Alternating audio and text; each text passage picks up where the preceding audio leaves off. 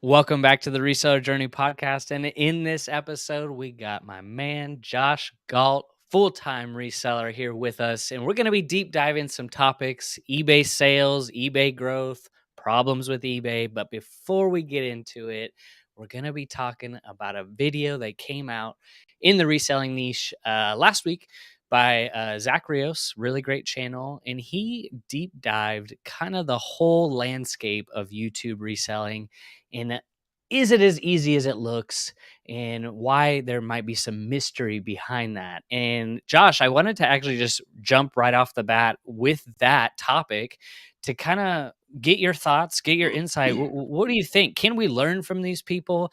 Like, what are your thoughts on the realities of a full-time reseller, and is it as easy as it looks from the YouTube perspective? Okay, there's lots to unpack there. I first want to start off by saying I know a lot of people are going to say that this has been talked to death, and because a lot of people have covered it, but to a certain degree, like Bo and I both realized that we were talking before the show, but I think he touched upon a nerve. He touched upon a nerve because it got a lot of reaction for a lot of reasons. So is what YouTubers are portraying reselling actually the way it is? I don't know. See, because you can break it down even further, because each individual YouTuber has their own motives. There may be YouTubers that are doing YouTube to bring in customers. There may be YouTubers that are doing it to only show the good side because maybe they want to sell courses, and there's nothing wrong with that. Then you have them that are like, I'm just documenting my journey. Then you have the YouTubers who are the flip side of that, and it's like, YouTube's awful, or eBay's awful. It's horrible. It's this, it's that, it's all the other things. So I think it has to go case by case. But I can say from my own experience, it has been very difficult. That being said, where I live, my costs are very high. I'm raising kids. I own a home. I had a car breakdown, like all these things. So even though my business has seen very good growth, for the first 3 years anyway, my expenses saw even bigger growth. So, and we saw some saturation in the market. And I don't know if that was always talked about, but I think it's catching up now. And I think a lot of people have gone through the hard knocks over the last couple of years. And, it's starting to be discussed more. Would you agree with that? What are your thoughts? Yeah, there has to be full transparency. And you're right. There's 100%. There's like different sub niches within the reselling niche on YouTube. It's like the big scores at the yard sale, the people who are trying to bring in customers to sell a course or whatever. So there's different aspects to it. But I think now in today's day and age of just being a content creator, being more vocal about what you value and being as transparent as possible is how you be as authentic as possible, and people are going to resonate with what you value. And like the cheesy saying, your vibe attracts your tribe. You're not going to please everyone, and if you can just be as authentic and genuine as possible, that's what people are going to be attracted to most. Yes. Because in the day of AI, artificial is everywhere. Artificial this, how do you even know I'm not a hologram talking? It's like, it's scary. So as transparent and genuine as you can be is the new currency, I think, on YouTube. And that's why I resonated with that video from Zach Rios, that it's not easy. I had to take a break. You had to take a break. We needed to realign what our purpose and vision is for this business. And if it looks like all sunshine and rainbows from a beginner's point of view, they may be a little deceived and like, wow, I can't find Gucci loafers every time I go out, man. Yeah, well, and Zach threw some punches, but he wasn't hitting below the belt. I think everything he said was for the most part fair. And, he did it saying, like, I know some of these people are going to be watching, and I don't care because this is how I feel. So, but it did touch a nerve. But what you said earlier about being authentic and genuine reminds me of a great quote. I'm going to screw it up. But if you're genuine on here and you're being yourself and people don't like you, there's nothing you can do because you're just being yourself.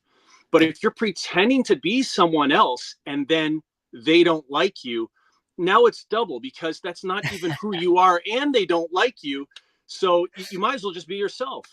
Right. Right. Yeah. If you ever have to flip a switch, it's hard to lead people that way too. And I'm reading a great book by Stephen Covey, Trust and Inspire, and he's just talking about how there's command and control leadership, and then there's inspirational leadership.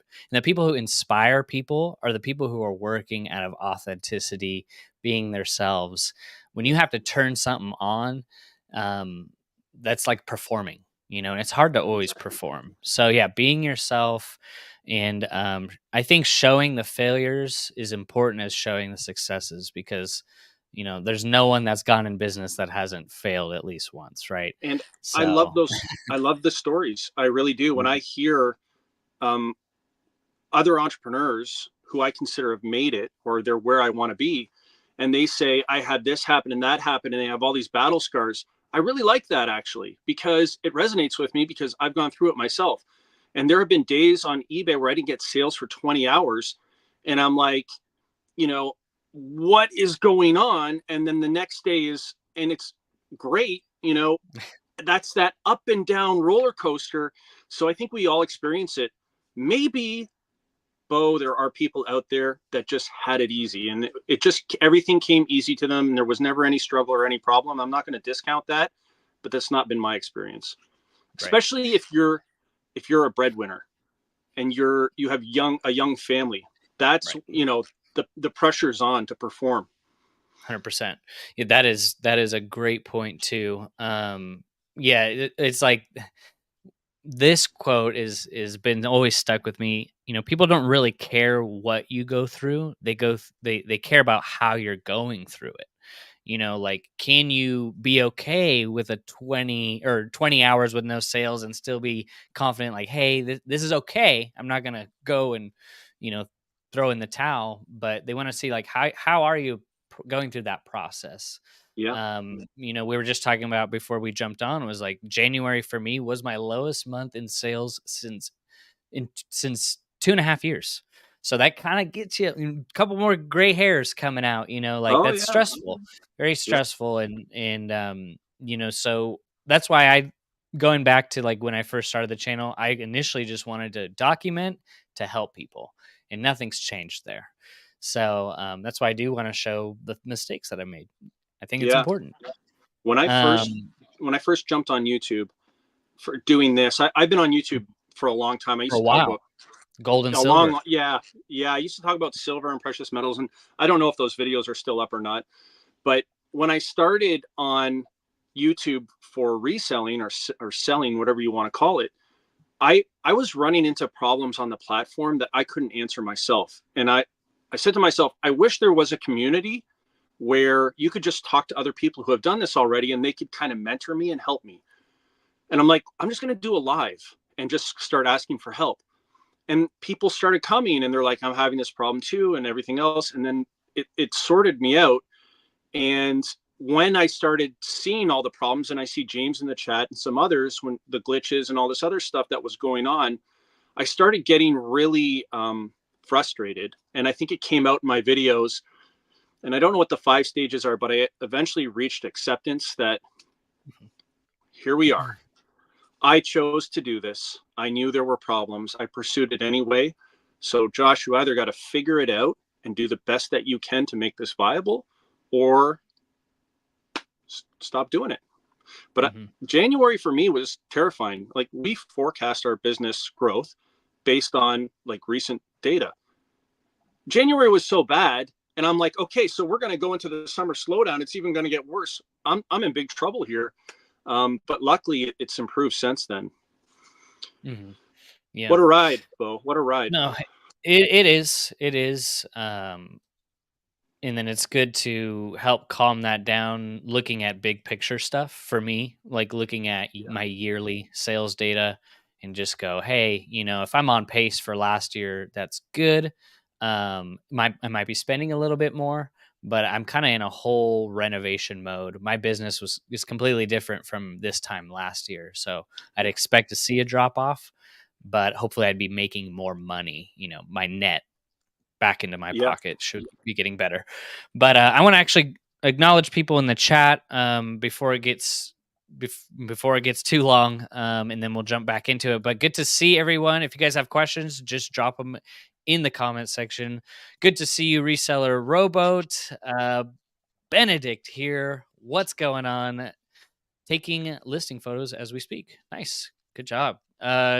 Joe, good to see you. Major win. Way to go, Rogue Josh. He's got the Rogue shirt. Juan, good to see you. Major win. Since everyone has their own relationship with eBay, we're all for avoiding one cure for every ailment. Yeah.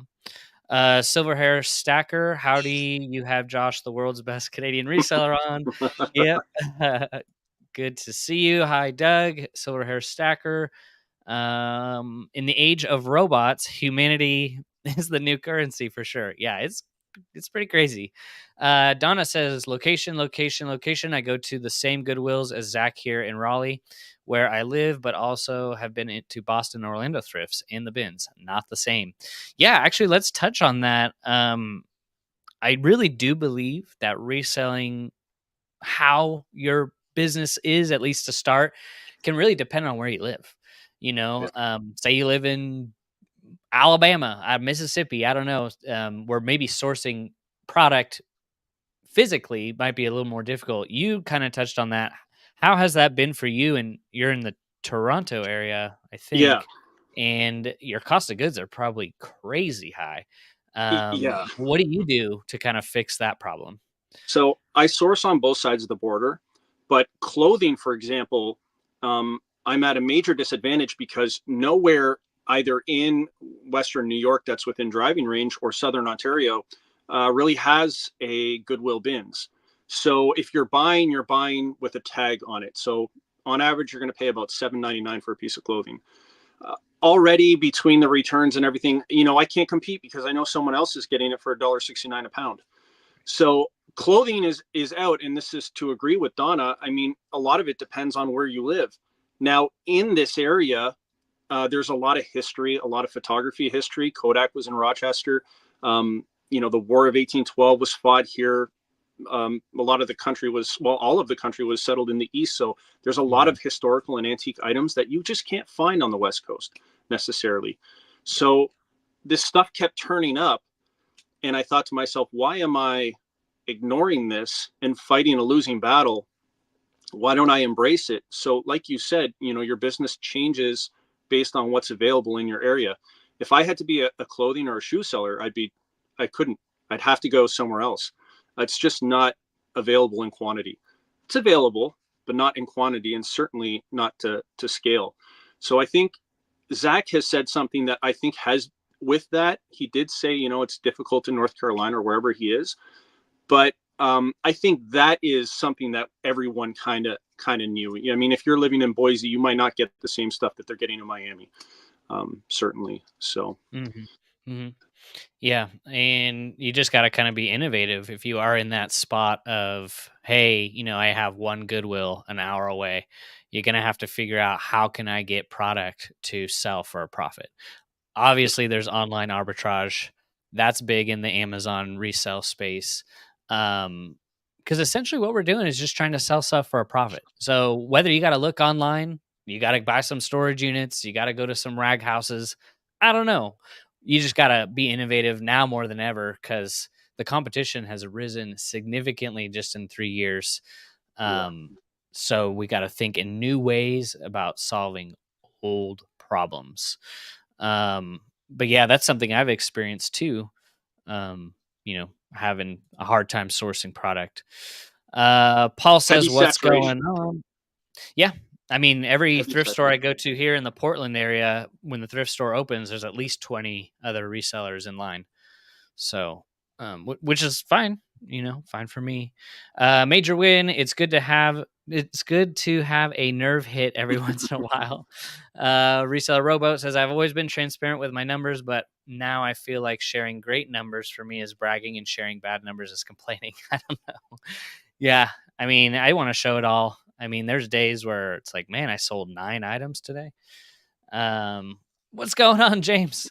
Good to see James in you. the house. Major Win says there were a 6 to 10 year overnight Uh-oh. success. Did you Yeah, freeze, exactly. Bo? Oh, I could hear you. I think you should have Zach on.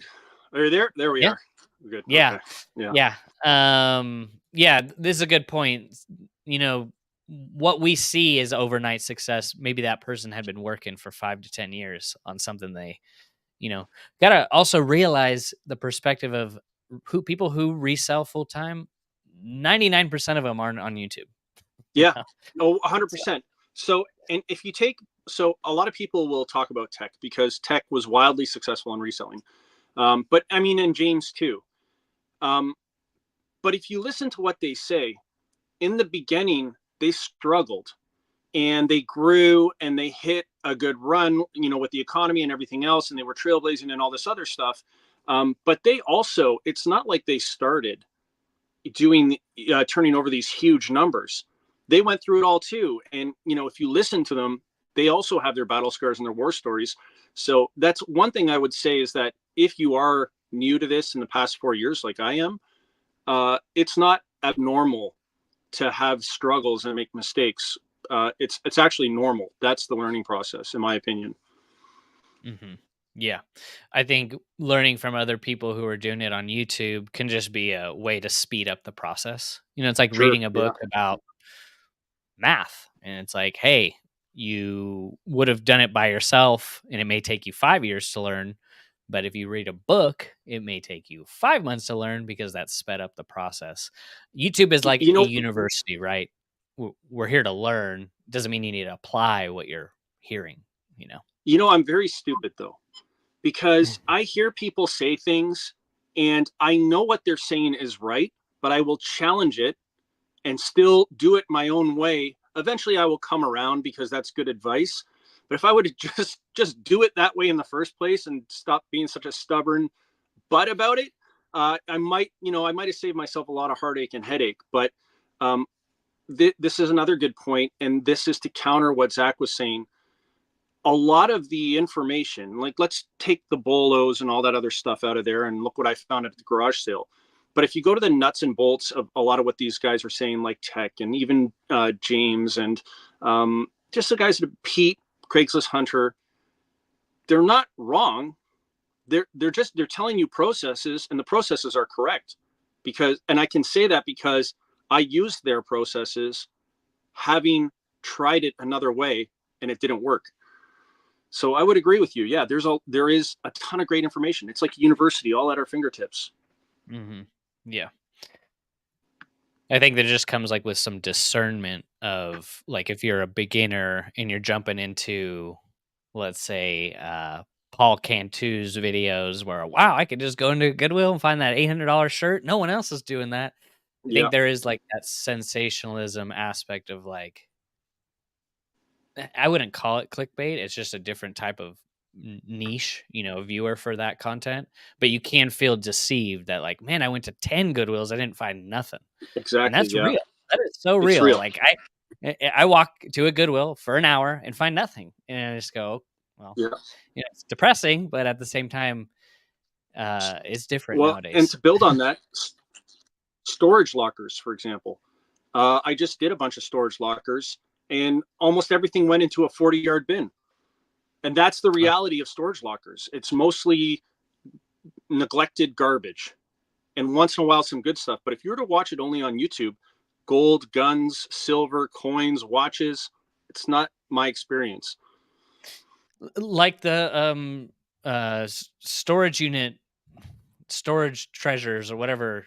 I forget the names, Storage but wars. yeah, Storage Wars. Jeez. Yeah.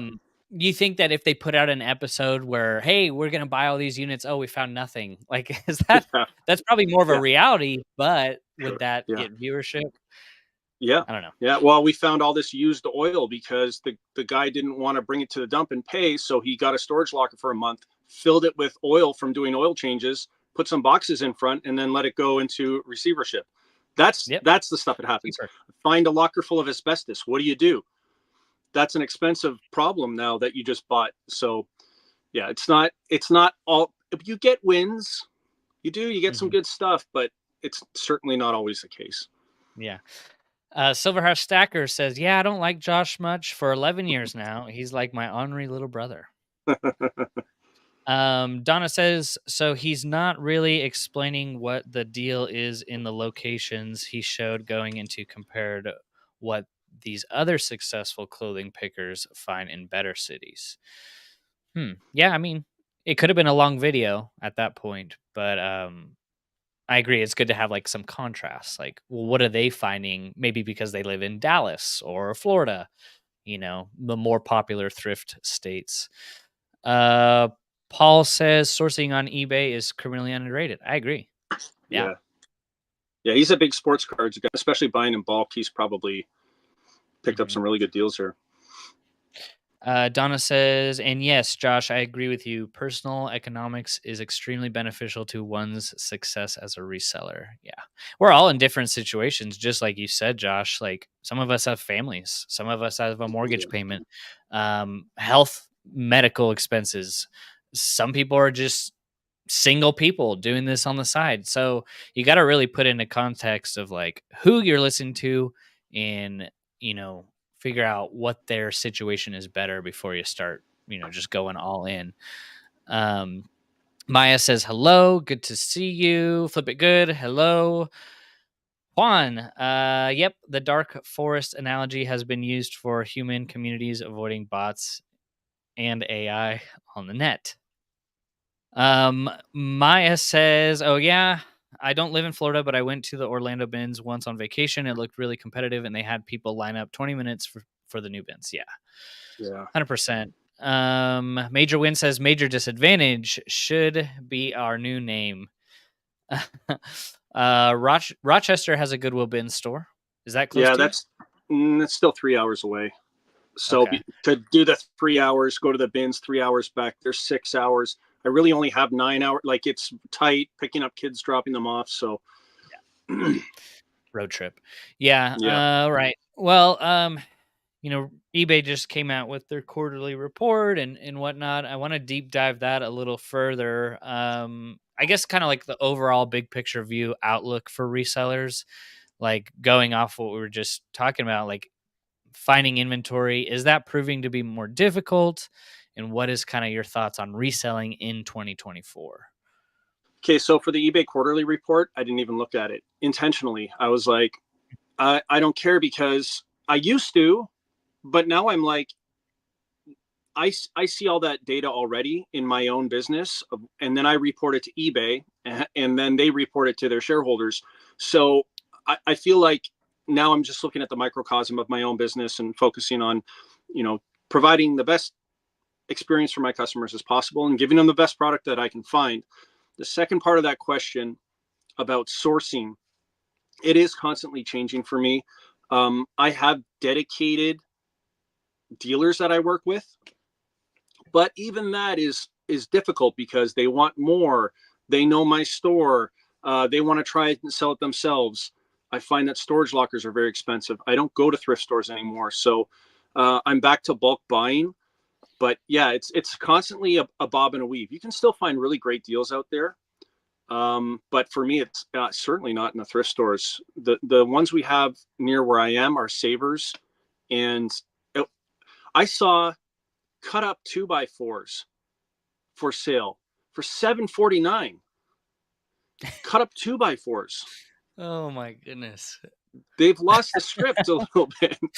There is So some crazy stuff that you got to wonder, like a lot of Goodwills here in the area, and they're putting out what are the Sketcher shape ups, and those are really common to get. The soles get rotted out and dry rot, and there's ones that are completely destroyed that are like $24. And it's like, but you can yeah, obviously see this shoe is not wearable. yeah, Um, I.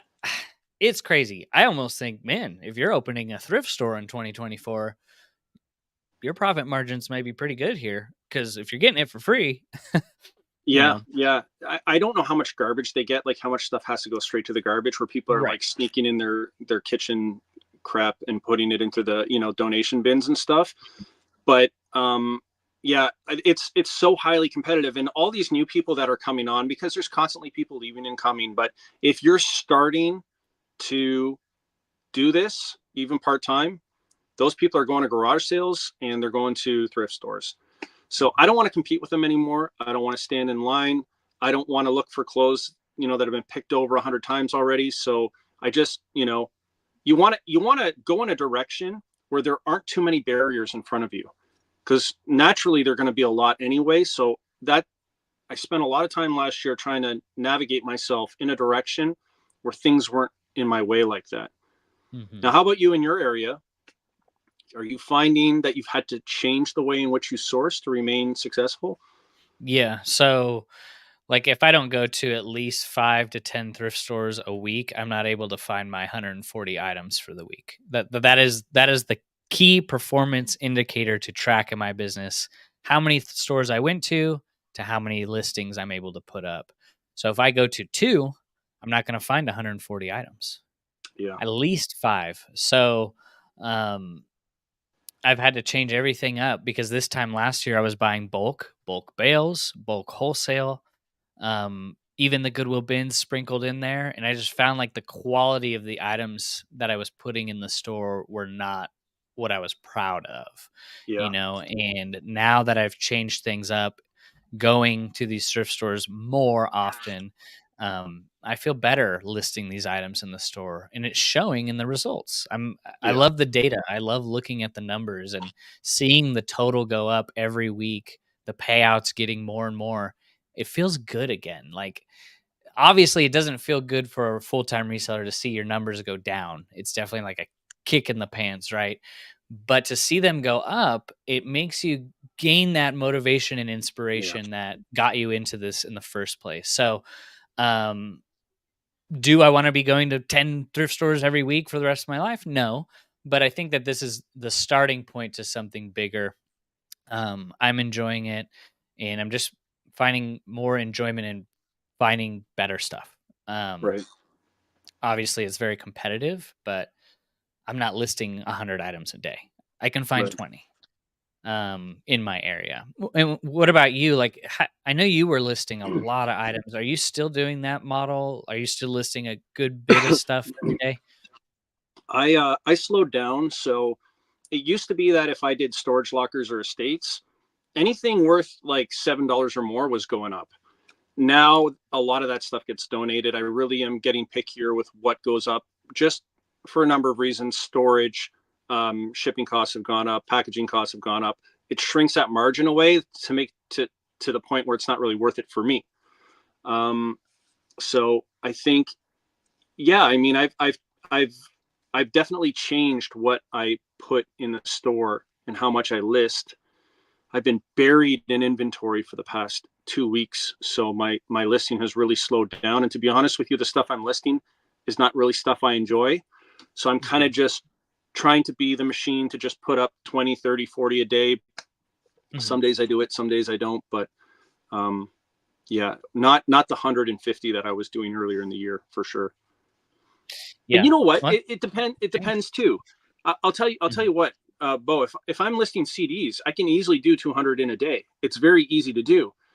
If I'm doing kitchen stuff that needs to be cleaned, I'm lucky to get 25, 30. So it depends on what you're doing as well. Right. Right. Storage units, just from my experience, are very, it takes a lot of time. For me as a single person in my business, it took me a year to just go through stuff. It was a big storage unit purchase, but I give you major props because that takes a lot of management, a lot of is this, look it up, is this worth my time, is it worth listing, is it worth Yes. donating? And then, like you said, you may get a unit where it's full of, I mean, I got stuff that was like moldy clothes, and it's like now you're throwing away junk, Yeah. but there is, when you do hit one, you hit it, you know. Yeah. I'm Yeah. sure you've hit some where like this, it can be a life-changing purchase. Like, Yeah. that's how units can be. You can. They never hit when you need them to, but Yeah, sometimes you hit. yeah, yeah, 100%.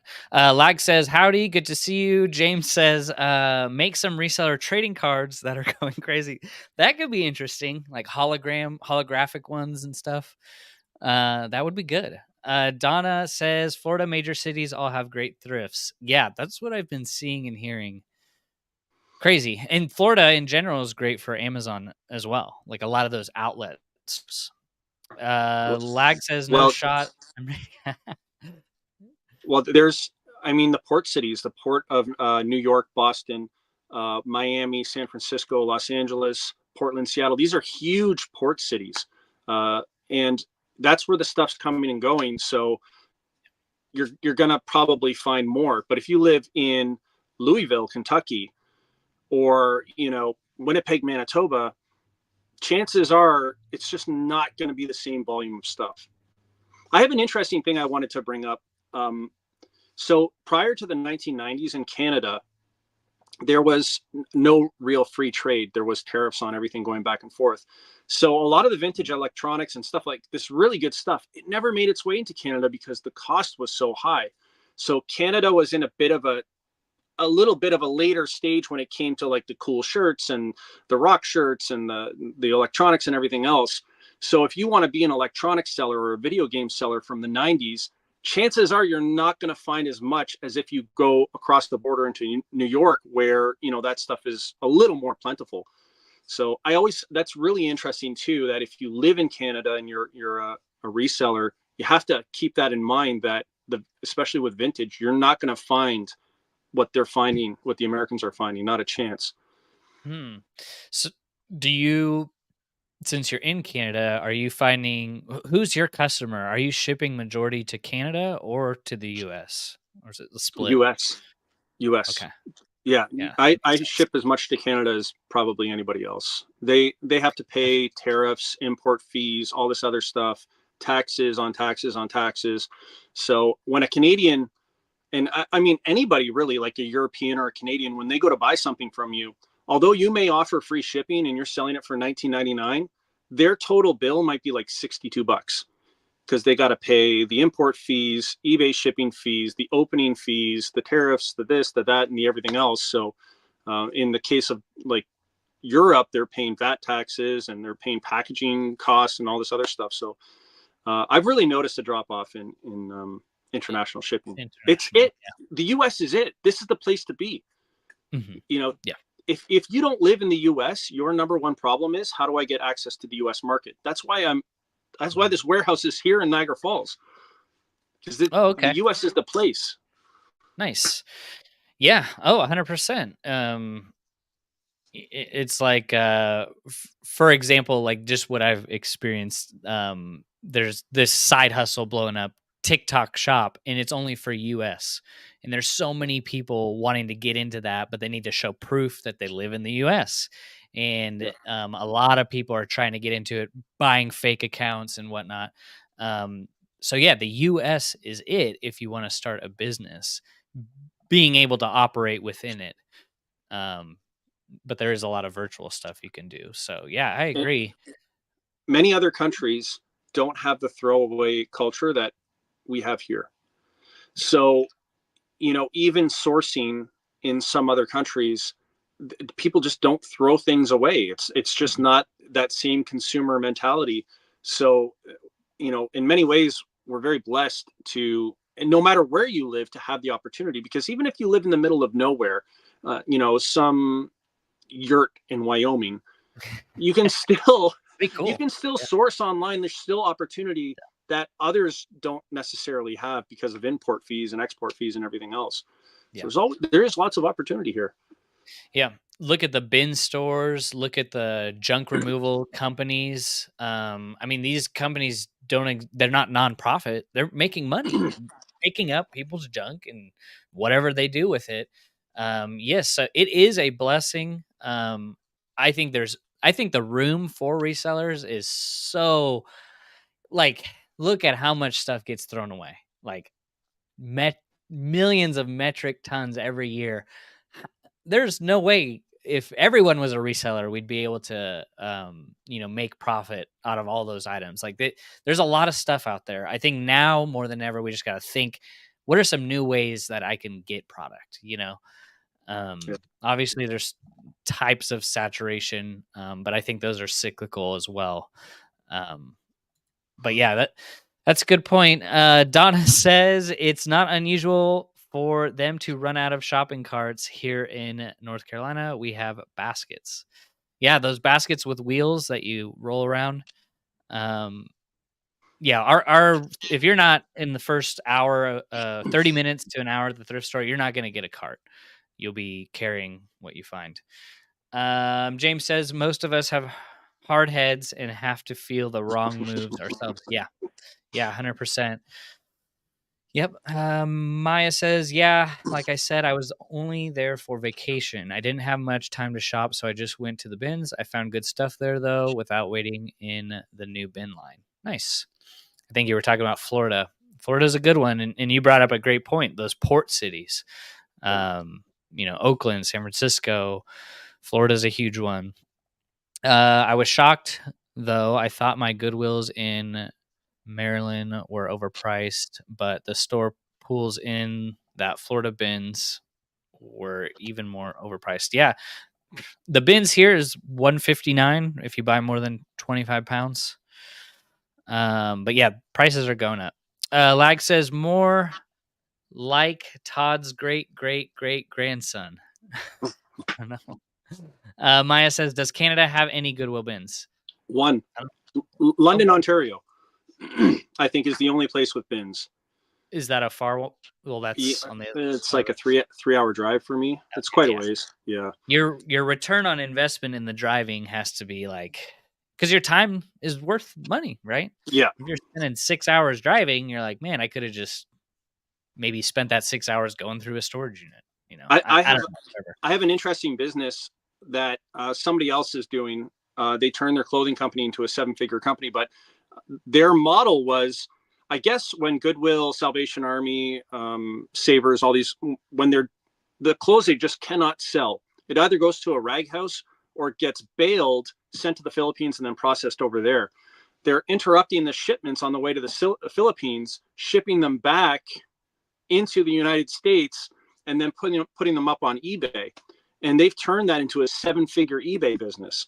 So again, how do I compete with that when I have to pay $7.99 per item and I maybe get 30 in a day? So clothing is just, it's excluded, and I don't enjoy it. But I think it's important, even if you love your category. I know, anybody out there can do well, but you have to keep at least one eye on what the competition's doing and where they're getting their stuff and what they're paying for it. I mean, $1.69 a pound, how do I compete with that? You can get 7 pounds of clothing or 5 pounds of clothing for the same price I can get one piece, which probably isn't even all that good. Mm-hmm. Yeah. Figuring out, because there's so many business models within reselling that you could run. But I don't think anyone's going to be happy selling 10 items a day for $1 profit. Is it worth your time at that point? Exactly. I don't know. Not for me, but maybe for someone. Primo says first. James says, I'm over here flipping out. Just sold 2 of my new cards. Number 1 of 25 black ink for $100 and 1 of 10 blue ink for $150. That's crazy. He's plugging his project. He's got he created these reseller cards project, which it's cool and fun. It brings the community together. Mm-hmm. So I'll help you, James, plug it. Go over to James' channel, check it out. Great reseller life. He's got these cards, but nice. Yeah. So that's what he's talking about for everyone if it's out of context. No, I love that. Ching King, nice. Yay. Thank you. Hey, he does some good storage unit estate buyouts as well. I'll have to have you back on the channel again. Actually, I learned from him. He very good stuff. Picks it. He picks it for what works for him, and the rest of it he wholesales out. And Ching King, I did that, and it's a great model. I did a huge buyout at the beginning of the year. I picked through it. Everything I didn't want, I put in new storage units, and then I sold the entire storage unit for the same price that I bought it for. So I just wholesaled the entire thing gone. I made it somebody else's problem. No dump runs, no donation runs. They can go through it all. They know that it's been picked through. And I just took the few items and I put it in my eBay store. Worked way better. So genius. That goes to him. He taught me that. That is a very good process, because you could just essentially rent out a unit that's either next to that unit you purchased, and then make it easy for, you know, getting rid of those more junk And items. often those units are first month is free and Yeah, there's no obligation. So you can do your 30 days and just make sure you move it quickly and turn it over and not pay anything other than the processing fee. I love that. Do you have anyone help you go through these units, or are you just doing it by yourself? So I know it could be I just pretty physical. Yeah, I just do it by myself. I'm not cash flow positive enough or cash flow comfortable enough to be bringing anybody in. Mm, Also, my processes are not clean enough. I'm on both sides of the border. I'm doing all this crazy stuff, kid stuff during the days. So mhm. I'm not ready. But I want to grow to the point where I'm like, I can't do any more by myself. And then I think it's time to bring somebody on. How Right. about you? Do you Right. do you feel like you've got more? Could you grow more just you, or Mhm. are you thinking you need, like, what point do you want to bring people on if you do? I wouldn't bring anyone on for the eBay business other than a trained lister. That way I could focus on sourcing, but I could source, I should say, about 40 items per day. So I could double.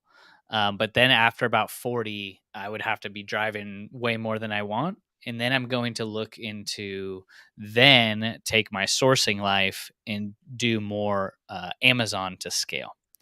So still source, but instead of listing photos put away, I'm sourcing, but then I'm just shipping to Amazon and letting them fulfill. So I'd be doing more online and retail arbitrage to scale, because there's no listings, there's no photos, there's no storage, FBA it, and then look to do Yeah, it that way as my next venture. Because yeah, eBay, once you start doing 100, 200 listings a day, I need to hire a photographer. That's twenty to $30,000 a year position. I need to hire a shipper. You know, all these different pieces where it's like, huh. And then also, I live very rural. Who am I going to hire? Like, I yeah. don't have neighbors. So, Plus, and if you do it yourself, and I found this going into this year, if you do everything yourself, it eventually becomes too much. It's you can do it in bursts. I'm not in my 20s anymore, unfortunately. You can do it in bursts, but you can't keep it up. And I felt the burn when my numbers went down in January and everything started piling up and everything started going wrong. I could feel it. I was completely overwhelmed. So um, that's something to be mindful of as well. That even if you can push and push and do what some of these other guys on YouTube are doing, can you keep it up for years? Is it sustainable? mhm. I don't know. There almost is, just like with YouTube, there's a life cycle to it. I think the average YouTuber is like 3 to 5 years.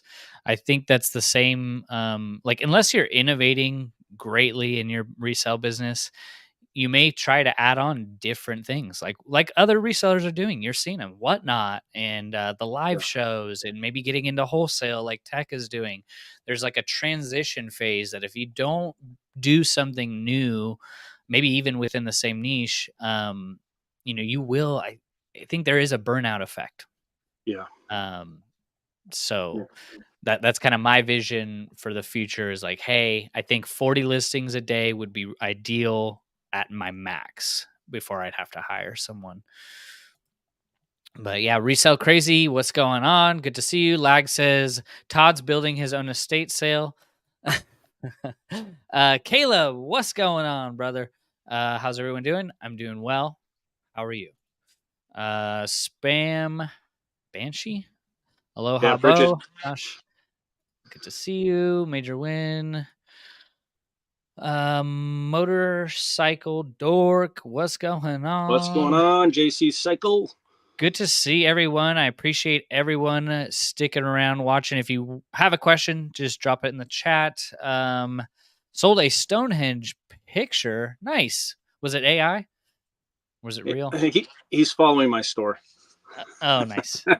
Um, Maya says, Josh, I'm sure you can find some good vintage Canadian clothing there, though. I'll get made in Canada outerwear from like LL Bean, Eddie Bauer. They sell better than the rest of those brands. There are some great Yeah. things in Canada. Toronto Mhm. Argonauts, CFL football stuff, Hamilton Tiger Cats, Toronto Blue Jays. Like we're swimming in Blue Jays and Maple Leaf stuff that you can't find maybe south of the border. So definitely there are. Um, and if you're starting out, it's great to find that stuff and do it. But what I noticed is that when I scaled my business to around the $150,000 range, I was like, I can't get any more of that stuff. Like you're saying, Bo, I would have to go deep into Toronto, and I'm driving all over the place in heavy traffic, and even then, there's no guarantee. So I needed to find a way where I could get like a lot of stuff that I could continue growing the business. So that was a challenge. I had a big sourcing challenge last year of moving away from um, thrift stores and picking one at a time to really getting big bulk stuff in and hammering through it. Mm-hmm. Yeah, well, that's good. Lag says he loves yurts. I love yurts. They're cool. I mean, Wyoming's awesome. Lag says love hurts. See what I did there? Yeah, I did. We're rhyming now. Spam Banshee says went to a fee secondhand stores today. Couldn't find anything worth reselling. Thank goodness we have a 20-year file. Whew. Yeah, for me in my sourcing life, I've really been enjoying because I've had such a back stock over the last couple of years. I'm just going weekly. If when I run out of my 140 items, I go out and source again. Like I'm down to my last day's listings of Nice. today. I have 30 items. I'm going to list 20 of those. Tomorrow I'm going to go out because I know I can confidently hit these thrift stores once a week to be able to at least get 80, 90 to 100 items and then maybe hit a few more to fulfill the weekly quota. Because I was stressed with buying bulk. I had a lot of stuff that wasn't Oh listed. yeah. Oh yeah. So, Yeah. but there's different business models for everyone. So I think as long as you plan on listing it, then you're making progress. Yep. Donna says, no, I meant carrying baskets. They don't expect shoppers to get much in there. Yeah, 100%. Yeah, here's your little basket. Motorcycle Dork says, if you want to make money, start a junk removal business. It doesn't get much better than getting paid to haul away things you can resell. Yeah. I mean, you could like Okay. even outsource that. So he was doing that. He has his own motorcycle store on eBay, and I think he's in the process of a move right now, if I remember correctly, Josh. But he is doing some junk removal as well. And again, I took what he was doing and it got in my head, and I approached local junk removers. And what they're basically doing is, if they're too busy, they're selling me the junk removal. So, for example, this warehouse thing, that was somebody else's job. And they said, if you can take it on, buy it off us for this much money. Customer just wants it gone. The commercial property wants it gone. So they're getting paid to remove the junk. They're subcontracting me where I'm paying them. So they're making double. I'm making money. The commercial person's happy because they're clearing out everything. So yeah, junk removal companies, like, I don't even know if I should be saying this because I don't want to create my own competition, but they're charging someone to take out inventory that you want in your store. If you drive by any telephone poles out here, we buy RVs, we buy motorcycle parts, we buy lawnmowers. There's like 5 at least. And I live in a very low populated area. So there's people that are junk removal businesses everywhere. I live in like the farmlands, so there's a lot of tractor stuff and RVs and boats, and people are just scrapping that, pulling the good stuff, and Yeah. whatever they doing with it. That's a great business model. Yeah. Yep. I mean, going back to what you said earlier, we live in the consumer capital of the world, where people are just, will buy anything just to buy something. Yeah. Most people have that problem. Have you seen the show Hoarders? Oh People yeah. just Yeah. buy to buy. Yeah. Yeah. Major Win says, "Oh, you have a cousin that did that. He made bank and kept the amazing stuff." Yeah.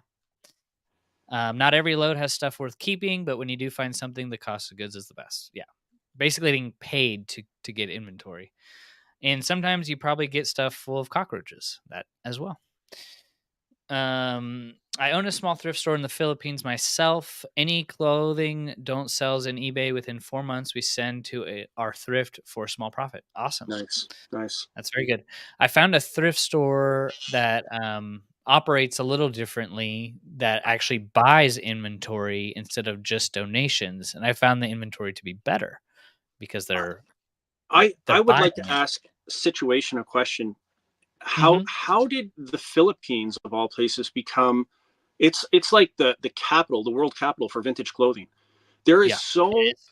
so many vintage clothes and bales being processed through there. I don't know how that turned out to be. They do have a big vintage market there. They have vintage stores and vintage T-shirts, but just the volume of clothing coming there, it's insane. Mhm. Yeah. Um, Thailand, Philippines, I don't know what it is. Is it there like a big exchange? Um, Maybe they're buying, like you said, from the US in bulk, and they have a good processing. I don't know. I don't know. Manila has a very developed port, and I don't know. Like that port was developed in the early 1900s, so I don't know if that's part of the reason why. I don't know Mm, how. They must be pulling it from all over the world, and it must be getting processed through there. But it's a very robust vintage market there for sure. hmm. Motorcycle Dork says, and on days when my eBay store is dead, my phone is not. You'd be amazed at how many people have junk to remove. Oh, Yeah. geez, it's crazy. Yeah. What's going on, Jamie? Hi, Josh and Bo. Nice to see you. Good to see you. Long time. Um, James says, thank you, Josh. Yeah, I'll have to check out that reseller card thing. That's a pretty good idea. Yeah, it's nice to There's such support each other. value. We Hmm. we all go through hard times, and like I've got Marcus's hoodie here, and it's just Hmm. nice to be like, hey, uh, we're all in this together. We're friends. Let's just support each other. It shows all the viewers like, hey, it's not just us here. You're part of this community too. So it's, I don't know, it's kind of fun, and it's It is. not, it's cheap. It's not expensive stuff, and it's just kind of kitschy, cool stuff. Yeah, I mean, it's good to be part of a community. It's good to be part of a movement, a tribe, right? Because I think business working from home can be very lonely. Like, Yeah, can I can't, but can you name another person who sells stuff online for money for profit? that Personally, I I don't live by anyone. know, that I know in my, I have Yeah, like one Amazon seller, Dave Jacobs. I don't know if he's in this chat or not, but he does yeah, Amazon, and he's much bigger than I am. That would be yeah, the only one. Literally five yeah. minutes up the road. That's Nice. it. I mean, it's good to have a personal, actual like what we do is real, awesome. But Yeah, like I'll go to church and people are like, what do you like? What? And it's like, yeah, have you heard of Amazon or eBay? And they're like, oh, because I think the majority of people who sell on eBay, they just do it more on the side, right? It's more like, yeah. hey, this is for fun, but you can if make a if your business. if your numbers are working and you're operating under the gut feeling where you're like, my numbers are working, I know this can work, I know I can do this, Hmm. um, you can never explain that to other people, and they'll never give you that external validation, because I get the same thing. People are like, you left a very good job, what are you doing? And I'm like, no, this works, it's impossible to explain, but um, yeah, so I totally understand what you're saying there. That hits home. Yeah, the Jim Rohn quote, and this hits me hard, but he just says profits are better than wages.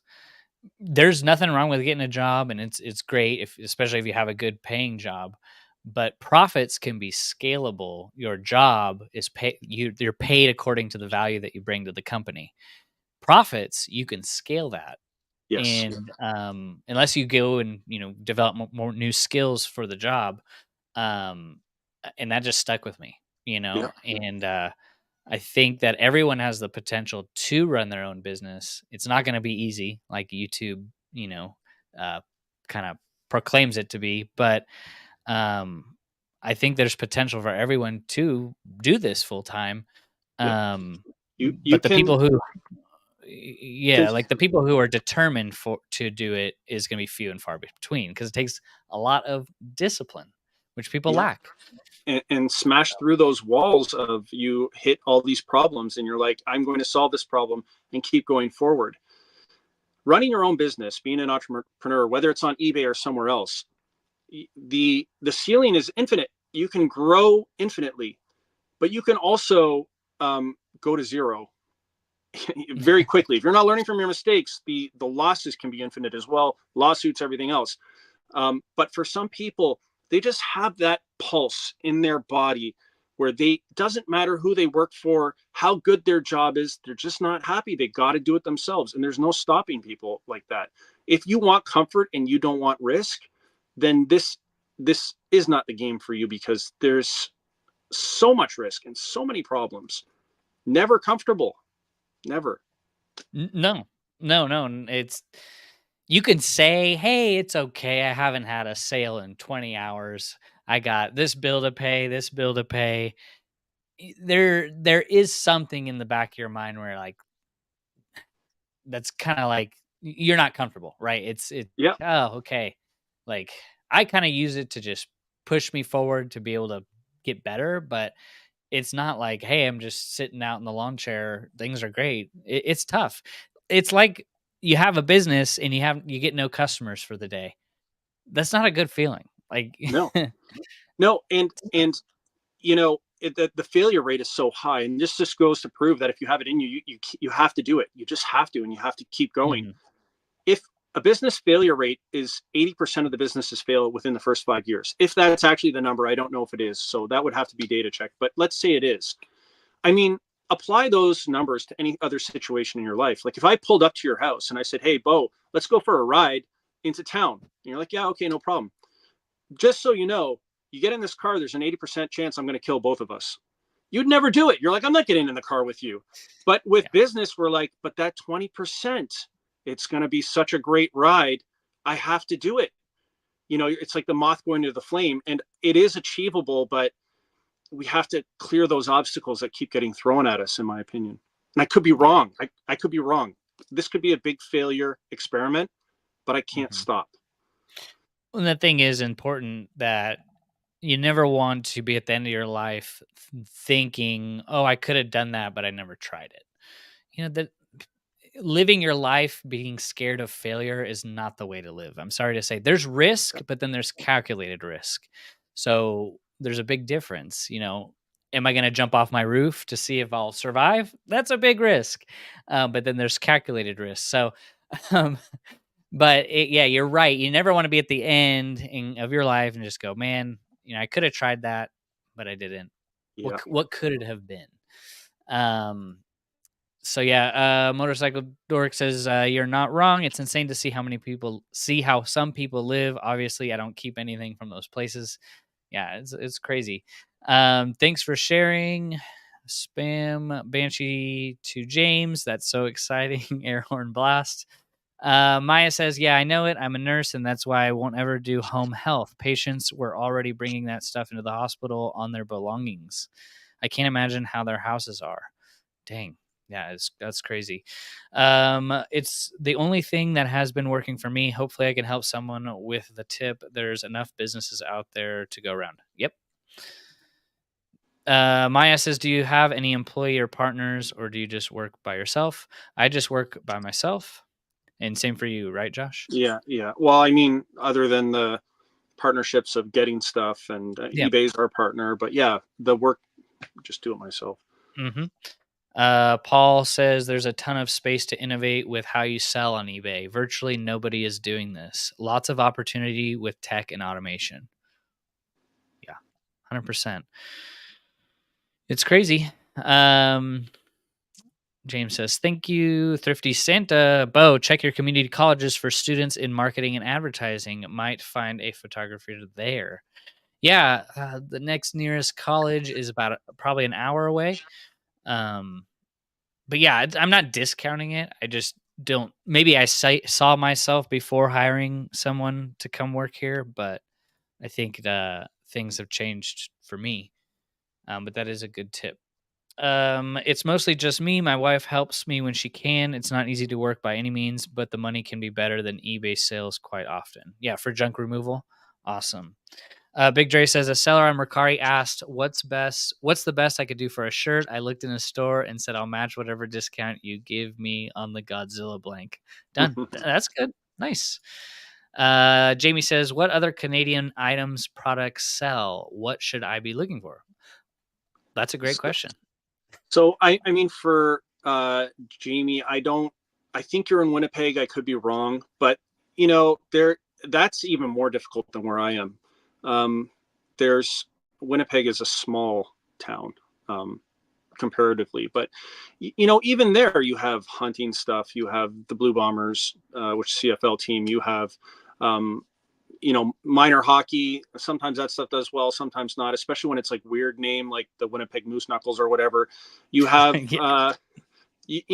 fishing and stuff, like all that stuff, the outdoor stuff. So I think that's the hard part, is really finding what is available in our area, and then can we scale our business to at least a level where we're comfortable. I sold there's a Brantford hockey team called the Brantford Carps. They donated all their jerseys, and it was like this carp mouth. It was the ugliest thing, but those jerseys just flew, they just flew. So we got to get creative, as Bo says.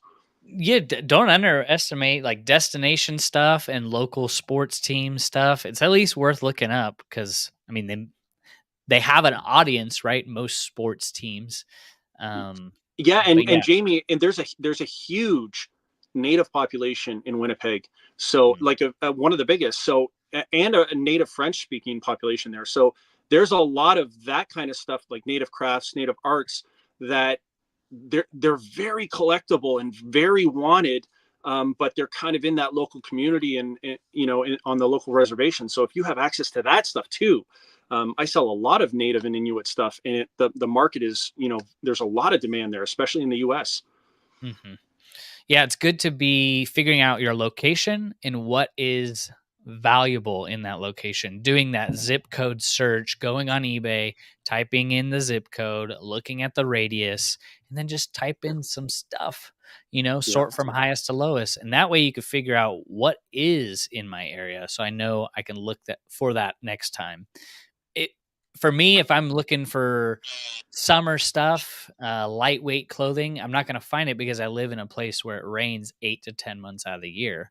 So you got to be really like discerning in where you live, because I might find what you can't and vice versa. So Big Dre says, I give my kids a bank every time they fill one.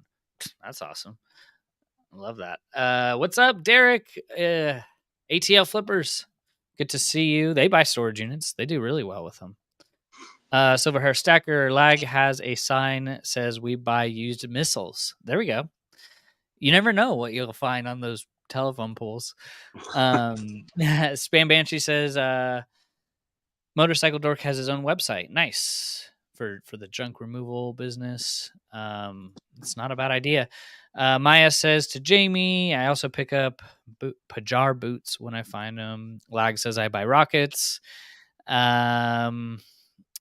Cha-ching King, I genuinely appreciate both of you guys heading out for the weekend with Melody. Y'all have a great weekend.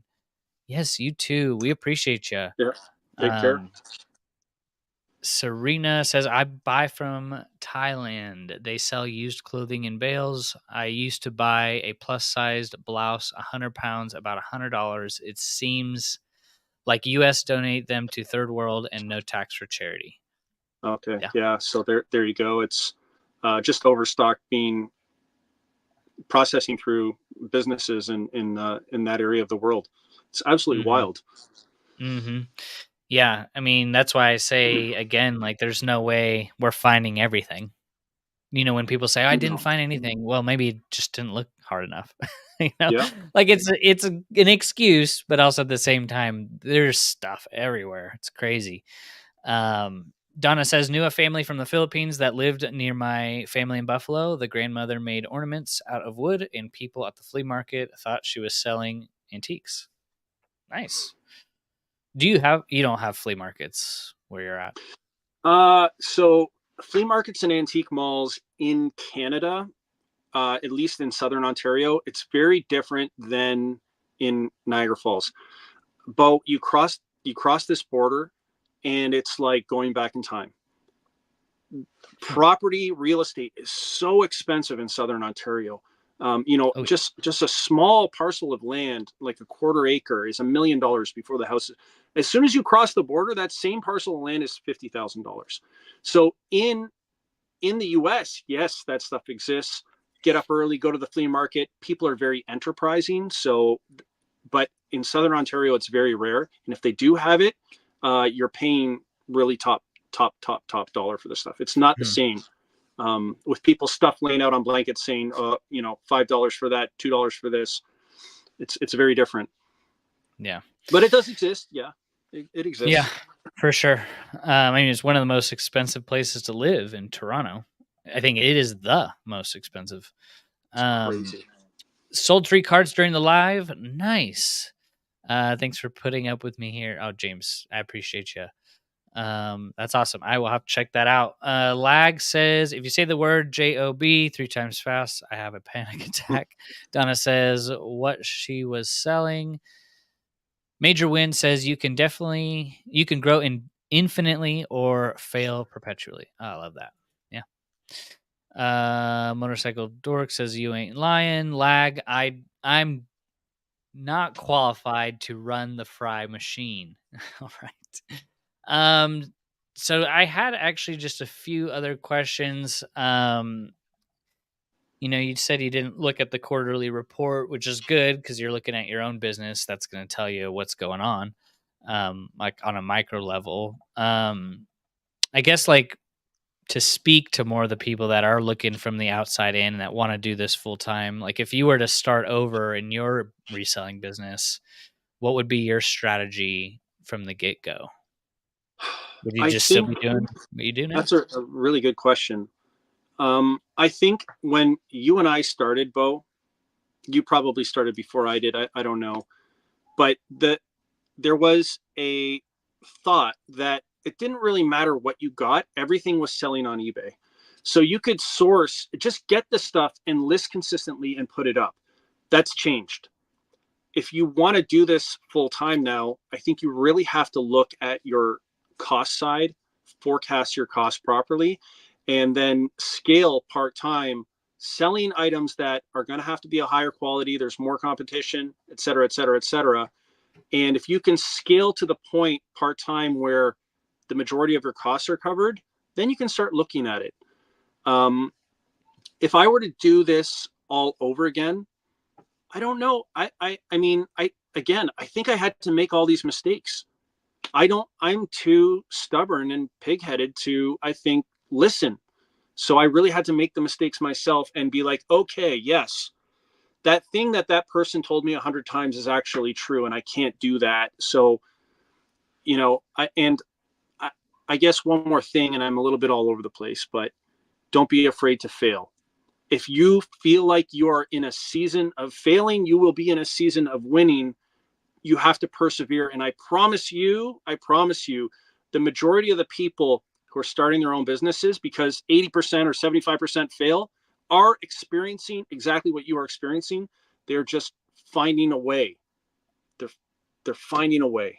Mm-hmm. What are your thoughts? Oh, I agree. Same thing. I think we have a lot of the same values is like fail forward. Don't be scared of failure. Don't be in fear. There's always out there someone you can learn from. We are living in, I believe, the greatest time in history where information is overloaded to us. So to solve a problem nowadays can be easier than it was in the 1800s. Like don't get stuck in the procrastination of like, oh, like boo-hoo, my sales are down, I can't do anything. There's always, and this is my belief, not everyone believes this, but there's always a solution to a problem. We just typically have problems thinking. We need to think in new ways. That's why the great power is in the power of an idea. Everything you see in your life, these monitors, the camera, everything around you was once an idea in someone's mind, and it needed to come out of their heart and their mind into the physical realm, right? And I think like if you could just focus on maybe going on a walk and being in peace a couple times a week or one time a month, and figure out maybe some strategies on how you can make your business better, or investing in that alone time for me has been helpful because we're surrounded by information all the time. There's great value in just going on a walk and not listening Yeah. to anything, and you may come up with the best idea ever. So that's helped for me, and I know everyone's different, but don't get stuck in the problem and be okay with it, especially as an entrepreneur. I've had times for everyone where I just need to get to the end of the day, where it's been so much, and that's with personal stuff too, because there's kids and there's responsibilities and all this other stuff, and cleaning, and I got to get groceries, and you just got to get to the end of the day and then start again the next day.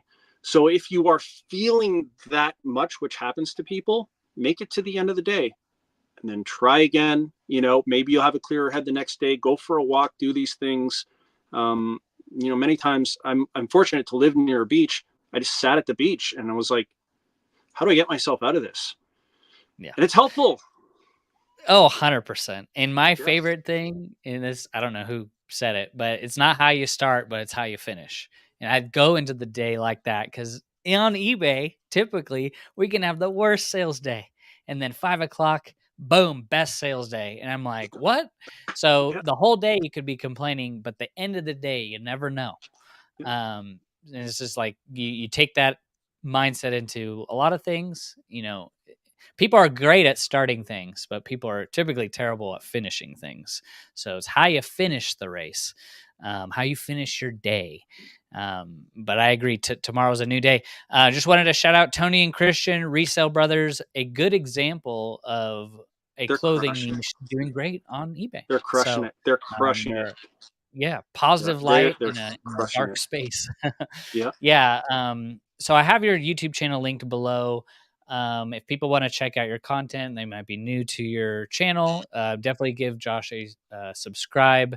What is your plans for YouTube? Because you were going live a lot. Are you still just maybe when you want to, or what's your future thought on your channel? I am going to do it when I enjoy it or I have unique thoughts. I would like to become more focused on it, but to be honest with you, it's not something that pays, and it takes away from my business, which needs to be my main focus, because that's what puts food in the fridge. So, and that's kind of where I'm at. So I do a live when I feel inspired and I'm caught up on my work, or I'm not buried cleaning out storage units and stuff. And then I'll do a live and come on. If I could find a better routine with it, I will, but I just can't commit to it at this point. I got myself in a position where I was doing so much YouTube and so much everything else that I just couldn't keep up. I was so far behind, and I don't want to get in that position again. I gotta, you know what they say, Bo, when you're on an airplane and the oxygen masks fall, you got to put yours on first and then put your kids on, because if you don't take care of yourself, you're not going to be good to anyone. And I think that we can apply that a little bit to our businesses too, to make sure you don't bite off more than you can chew. Mm-hmm. Yeah. 100%. I guess some parting words for people that maybe having a hard time in their business as a reseller specifically. What would be like the vote of confidence of, maybe some inspiring last words? Failure is your tuition. That's part of the learning process. Most entrepreneurs have never done this before. So failing is teaching you a lesson, and then you will do well if you strike that out. I did this wrong. I failed. Now we don't do that anymore, and we're only going to be doing this. Over time, you'll make less, you'll fail less, and you'll win more. That failure pile will become smaller and smaller because you start knowing what you're doing. And also, I can't come on here and say everyone can do it because the numbers don't support that. It might not be for you. I'm not going to lie. It might not be for you. You got to love the game. You have to. It's like Fight Club, where the guy's beaten to a bloody pulp sometimes, and he's smiling. You got to enjoy being hit as much as you hit back. It's a game, and you have to like playing it. So that would be kind of my parting advice. And then one thing I want to do too is just say, if people are in here and they want another live at 4:00, Primo and Spam are going live, and you're welcome to raid their channel as well. To check that out. So I want another plug there. Oh yeah. I love it. I love the community. I love much love to all YouTube resellers. I know that's what we started the talk on. I think that, everyone's going to have their own opinion. You can't please everyone. And then authenticity and showing the failures is the new currency. I have Like something no, I would no one like wants to you. be tricked. I have something. Mhm. Well, I know that we're wrapping up here that I would like you to Mhm. cover, but I think it's really For sure. important and it will tie into everything. And I've heard you say it, so I'm going to let you say it again. There is a season for everything, Yeah. right? This is something you've said a lot, and seasons change. Can Yeah. you expound on that a little bit? Well, This is important. it's one of my favorite scriptures. It's in the Bible, chapter 3, verse 10 of a book of Ecclesiastes. Is there's a time to live, a time to die, a time to laugh, a time to cry. There's basically, to sum it up, and you don't have to believe or not believe, don't matter. It's a principle. Is there's seasons. Spring comes after winter for the last 9,000 years that we've known of. There's seasons. There's a time to plant seeds. There's a time to harvest seeds. You got to recognize the season you're in. I'm not going to be in the same season as someone else. We're in different seasons. Recognize it, capitalize on it, and always look to expect the downturn times. Anyone can have a good time when things are going great. That's the easy part of life. But when the going gets tough, that's who you truly are. That's your character. So how are you going to be when the going gets tough? So if you're having a good season right now, start planning for the season to change. Start planning for putting maybe a little extra money aside for the downturn times. Start looking to develop new skills in case you get fired from your job. That's the season aspect. And it applies to business, to personal relationships, to every area of life, is that things will change. That is the one concrete principle in life, is that things change. So always be working on yourself. Work harder on yourself than you do at your job. And become a person of value, because eBay is temporary. Businesses come and go. Whatever happened to Radio Shack? Whatever happened to Blockbuster? Blockbuster failed because they did not innovate. Netflix took over. So we got to recognize, what's your season? Are you going through your Blockbuster moment right now? I don't know. I know I went kind of more No, crazy no, at the end, that's but beauty. that's one of my favorite topics, is that seasons change. I was in some bad seasons and I needed to recognize, to get into the good season, I needed to change. So um, I encourage everyone, to fail forward. Don't be scared of it. Recognize the season, take advantage.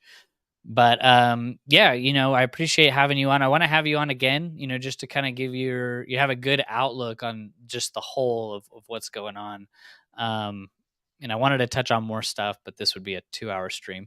Yeah. But yeah, and what if they have questions? Can they get a hold of you on YouTube, Yeah, or do you have an email? they're welcome to jump into YouTube or jump into the chat on this when this video is uploaded, and I'll do my best to check back and answer them. And yeah, I just want to wish everyone a happy weekend. Bo, to your wife, happy Mother's Day, and have a great Mother's Day weekend, everyone. Thank you for joining us, and Bo, I appreciate you for taking the time to bring me on. It's always a great time. This is a Oh, blast every single time. thank you. I appreciate your time, man. We'll do this again, and then everyone have a blessed weekend. Yes, happy Mother's Day to all the mothers out there. Be blessed. If you have questions, drop them in the comments. I will do my best to answer them, and then we'll see you in next week's video. Take care, everybody. Bye-bye.